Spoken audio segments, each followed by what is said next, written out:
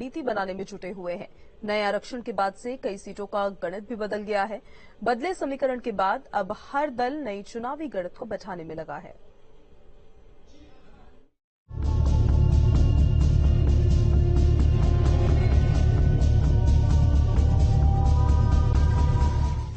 UP नगर निकाय चुनाव के लिए आरक्षण लिस्ट जारी कर दी गई है। इससे कई सीटों के गणित बदल गए हैं।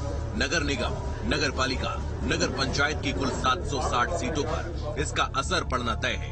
इस फैसले के बाद चुनाव की तैयारी में जुटे कई दिग्गज अब रेस से बाहर हो गए हैं। इन बदले समीकरणों के साथ सियासी दलों ने भी अपनी चुनावी गणित बिठानी शुरू कर दी है।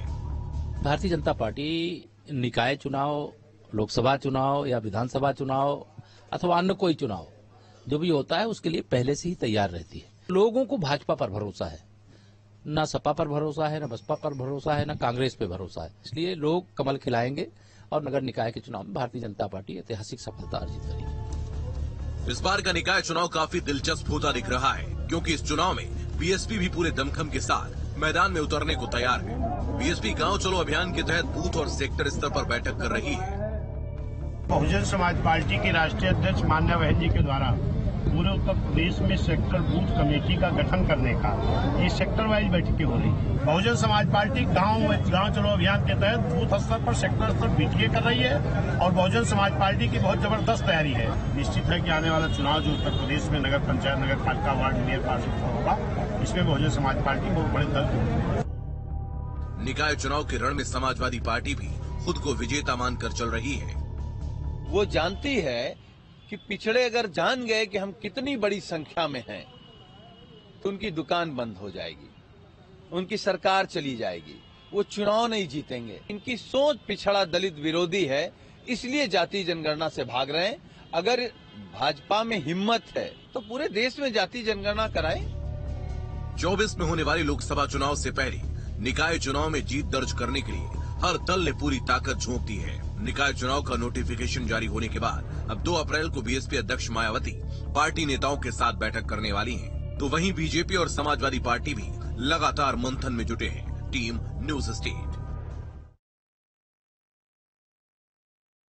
लखनऊ में ओडीओपी के कार्यक्रम में पुरस्कार और विश्वकर्मा श्रम सम्मान योजना अंतर्गत टूल किट का वितरण किया गया। सीएम योगी ने प्रतिभागियों को सम्मानित किया। सीएम योगी ने कहा कि ओडीओपी योजना उत्तर प्रदेश के एमएसएमई सेक्टर की रीढ़ की हड्डी बनी है। उत्तर प्रदेश की 1 डिस्ट्रिक्ट 1 प्रोडक्ट की योजना उत्तर प्रदेश के एमएसएमई सेक्टर की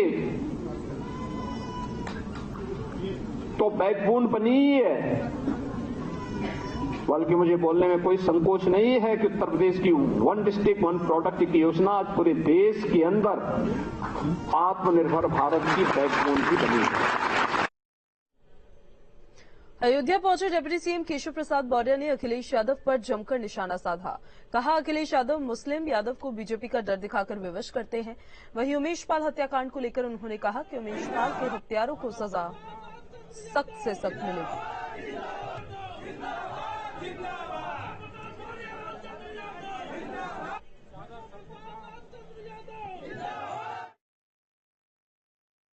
अखिलेश यादव जी की जो राजनीति है वह 2 जातियों को यह समझते हैं कि एक तो मुस्लिम समुदाय के लोग उनको वोट देने के लिए सदा मजबूर रहे, और दूसरा हमारे यादव भाइयों के लिए उनकी व्यवस्था रहे। लेकिन हमारी सरकार में जो कार्य हुआ है, डबल इंजन सरकार में, सबका साथ सबका विकास।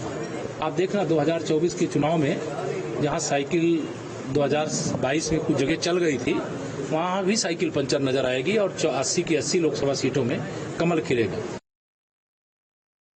नहीं, देखिए, उनको पकड़ने के लिए पुलिस लगातार प्रयास कर रही है। कोई भी आरोपी, मैंने कहा, पहले भी कहा था, आज भी कह रहा हूं कि पाताल के नीचे भी जाके, जमीन के नीचे छिप जाएगा पाताल में, तो भी उत्तर प्रदेश की पुलिस उन्हें खोज लाएगी। समय लग रहा है, यह हम जानते हैं, लेकिन पकड़े जरूर जाएंगे और कानून के अनुसार उन्हें कठोरतम सजा जरूर मिलेगी। और आगरा से खबर है, जहां 2 पक्षों में मारपीट हुई और उसके बाद गोलियां भी चली। गोली चलने की वारदात सीसीटीवी में कैद हो गई है। आरोपी ने अपने भतीजे पर गोलियां चलाई है। बीजेपी नेता बताया जा रहा है। आरोपी शख्स सरेआम गोली चलाने से इलाके में दहशत का माहौल है।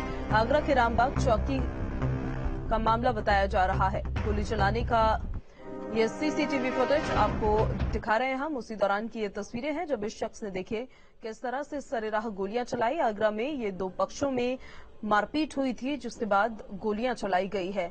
तो गोली चलाने की वारदात सीसीटीवी में कैद हो गई है। ये शख्स देखिए इन तस्वीरों में आपको नजर आ रहा होगा जो सीसीटीवी में कैद हुआ है। इसने गोलियां चलाई है और उस दौरान की ये तस्वीरें, अफरा तफरी का माहौल वहां पर हो गया। आरोपी ने अपने भतीजे पर ही गोली चला दी। बीजेपी नेता बताया जा रहा है यह आरोपी शख्स जिसने गोलियां चलाई है। इन तस्वीरों में आप देख सकते हैं कि किस तरह से अपने हाथ में बंदूक उठाकर सरेराह गोलीबारी करते हुए नजर आ रहा है। इन तस्वीरों में कैद हुआ है। सरेआम गोली चलाने से अब इलाके में दहशत का माहौल बना हुआ है। आगरा के रामबाग चौकी इलाके की घटना है जहां पर एक बीजेपी नेता अपने ही भतीजे पर गोली चला दी और ये उसी दौरान का सीसीटीवी फुटेज है। ये लाल रंग का एरो आपको उस शख्स की ओर इशारा करता हुआ नजर आ रहा है जिसने दिन दहाड़े देखे किस तरह से एक शख्स पे गोलीबारी की है, उनको भगाता हुआ नजर आया है।